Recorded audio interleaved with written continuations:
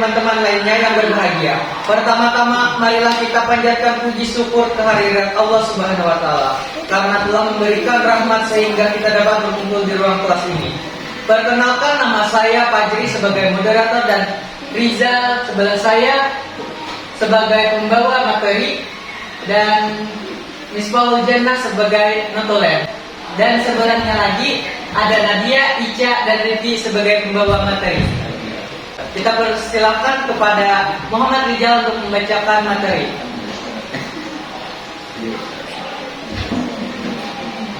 Assalamualaikum warahmatullahi wabarakatuh.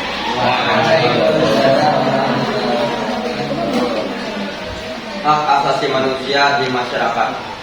Hak asasi manusia atau hak adalah hak dasar atau pokok milik manusia sejak lahir sebagai anugerah dari Tuhan Yang Maha Esa.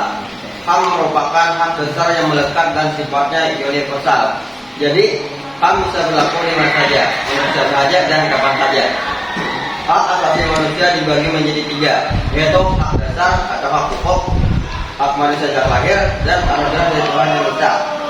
Pasal 1 angka 1 Undang-Undang Nomor 39 Tahun 1999 tentang hak asasi manusia, yakni seperangkat hak setiap individu. Hak ini wajib dihormati, dilindungi oleh negara, hukum dan perlindungan hakikat martabat manusia. Pasal di atas juga membahas kasus pelanggaran yang diakibatkan karena seseorang, kelompok termasuk aparat negara. Pelanggaran HAM ini bisa terjadi karena sengaja atau tidak sengaja. Secara hukum bermaksud untuk membatasi peran hak pada individu atau kelompok. 1. Asal-usul pemikiran dan pengertian masyarakat madani. Secara konseptual, sebutan masyarakat madani sebetulnya masih asing dan sekaligus merupakan term baru dalam bahasa politik kontemporer. Di Indonesia sendiri, istilah ini baru muncul sekitar 1 tahun yang lalu, menyertai gerakan reformasi mahasiswa dalam menumbangkan rezim totalitarianisme Orde Baru. Karena itu berbagai konsepsi dicari dan dirumuskan orang akan dapat memberikan gambaran yang konkret bagi suatu komunitas disebut masyarakat madani. Ada dua pendirian yang cukup tajam dalam upaya memahami makna masyarakat madani. Yang pertama adalah mereka yang mengatakan bahwa masyarakat madani adalah masyarakat atau komunitas yang berbentuk semasa pemerintahan Rasulullah SAW di Madinatul Munawwarah.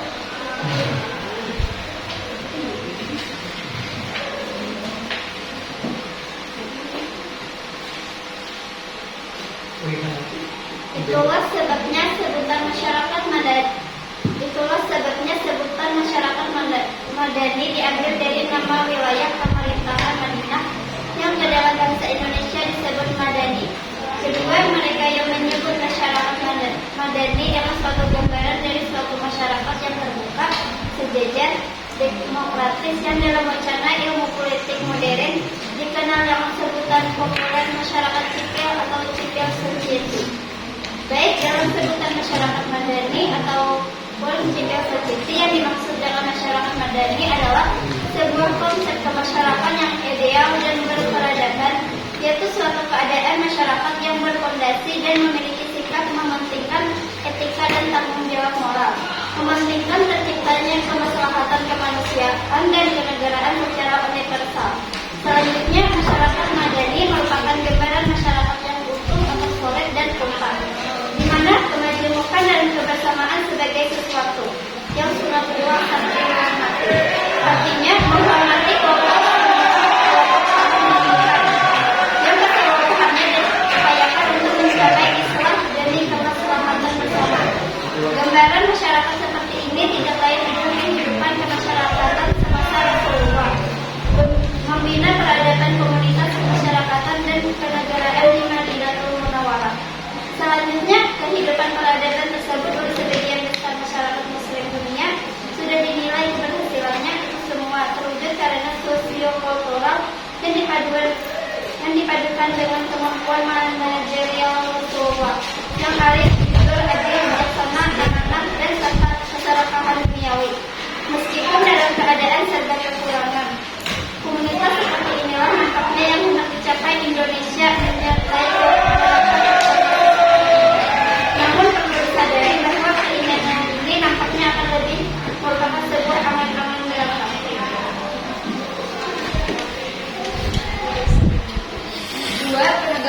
HAM dalam membangun masyarakat madani. Gejolak reformasi yang masih terus bergulir nampaknya bermula pada terungkapnya secara transparan etikat pemerintah untuk menempatkan supremasi hukum sebagaimana mestinya sebagai bagian dari tuntunan reformasi. Supremasi hukum adalah bagian dari upaya menegakkan HAM. Berdasarkan ajaran supremasi hukum, tidak ada satu pun kekuasaan yang tidak tunduk kepada hukum. Equality before the law.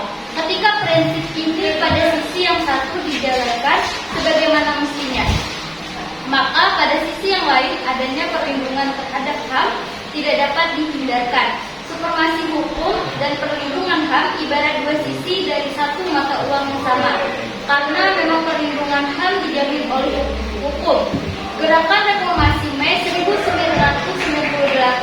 yang lalu telah melahirkan dua pemerintahan yang keduanya menganggap diri sebagai pemerintahan reformasi. Pemerintahan Mei 1998 sampai dengan 20 Oktober 1999 menamakan diri pemerintahan reformasi.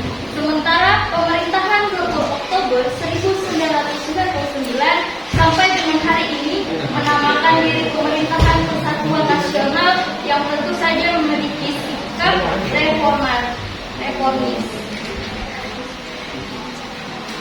Menegakkan perlindungan HAM, terlalu banyak masalah pelanggaran HAM yang terjadi selama pemerintahan Orde Baru. Dilanjutkan begitu saja oleh pemerintahan reformasi. Oleh karena itu, banyak kalangan meragukan pemerintahan reformasi dapat menjunjung tinggi supremasi hukum dan menegakkan HAM.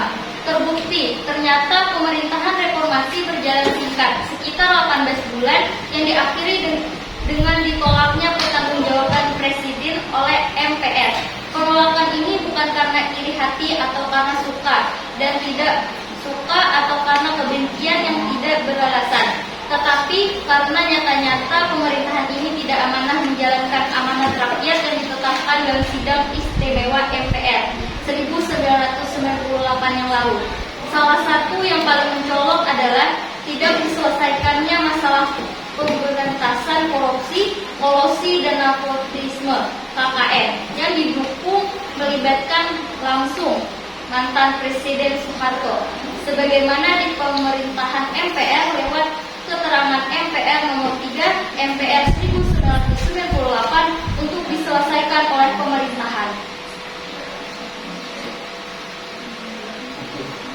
Hukum ibarat rel, tempat berjalannya politik dalam mengelola kekuasaan untuk mencapai kesejahteraan masyarakat. Untuk itu, jadikan hukum sebagai bagian dari berbagai macam aktivitas kehidupan, kemasyarakatan, kebangsaan, dan kenegaraan secara utuh. Untuk langkah kedua, eliminasi pelanggaran HAM yang terjadi selama ini hampir di semua sisi HAM.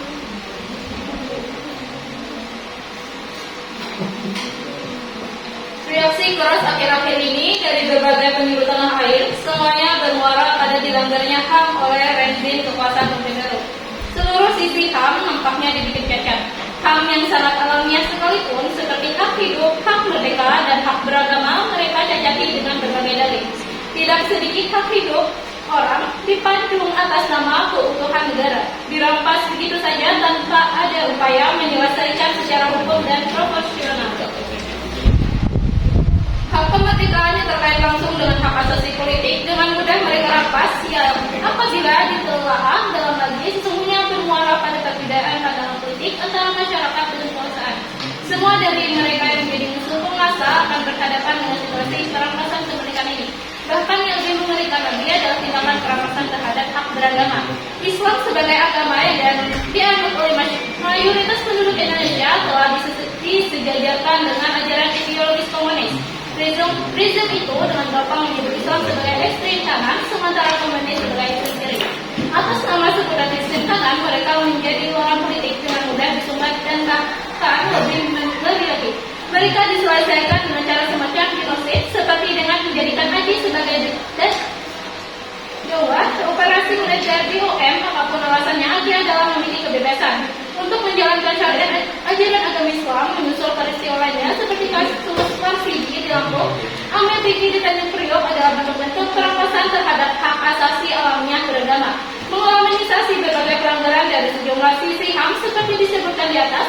penting untuk memberikan diagnosa dan solusi yang tepat dalam rangka penegakan HAM.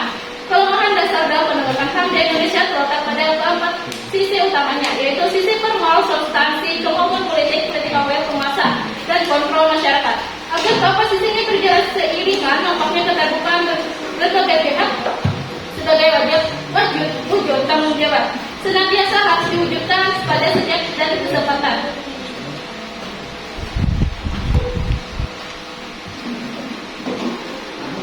Mengenai langkah ketiga, menemukan indikator kunci pelanggaran HAM, haruslah senantiasa dikaitkan dengan eliminasi langkah ketiga.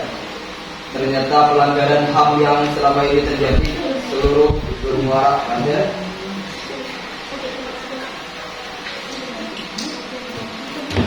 kewenangan penguasa. Padahal ketika dahulu menciptakan Undang-Undang Dasar yang kemudian populer dikenal dengan sebutan Undang-Undang Dasar 1945, bertujuan dalam rangka mencegah penguasa bertindak sewenang-wenang terhadap rakyatnya.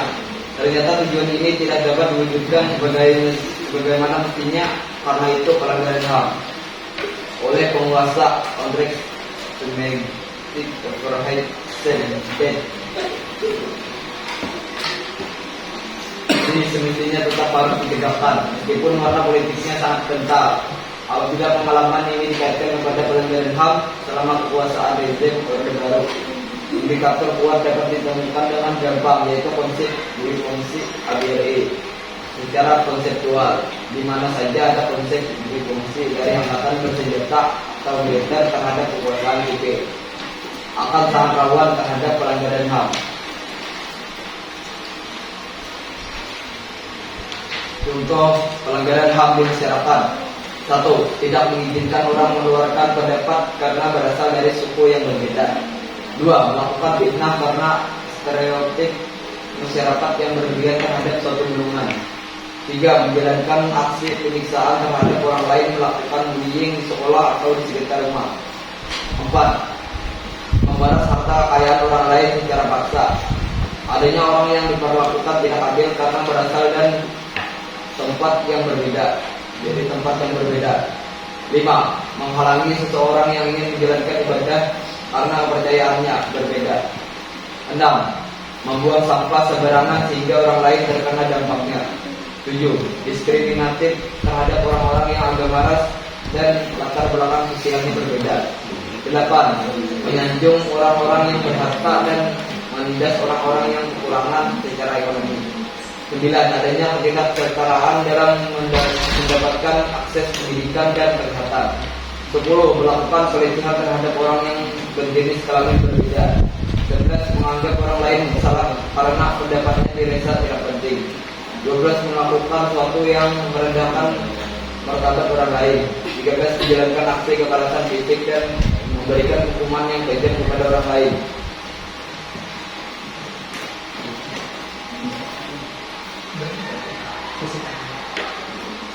Selanjutnya adalah sesi tanya jawab yang dilakukan dalam 2 sesi.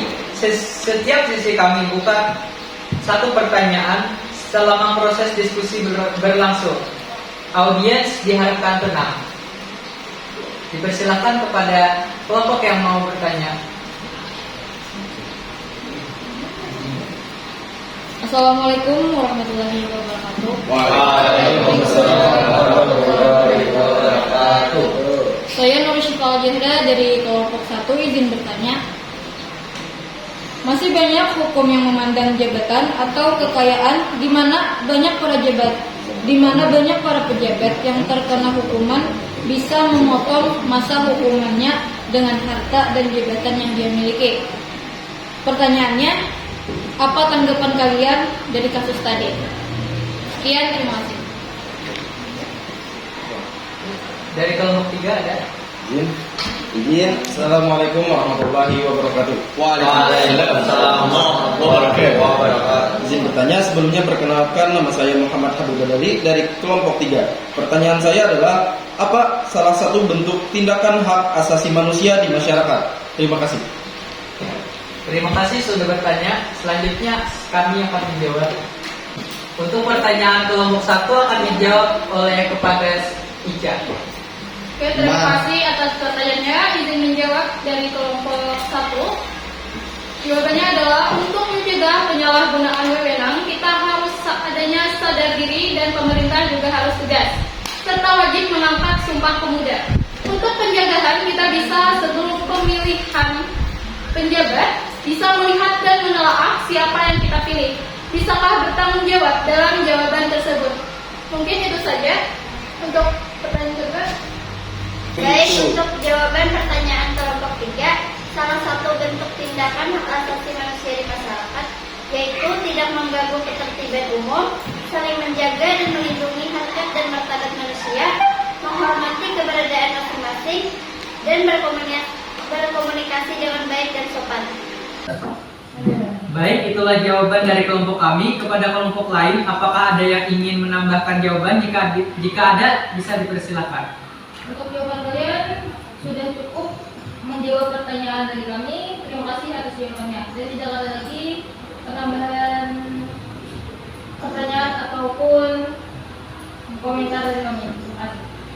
Terima kasih. Demikian presentasi debat untuk hari ini. Salah hilaf mohon maaf atas kekurangannya. Demikian, wassalamualaikum warahmatullahi wabarakatuh.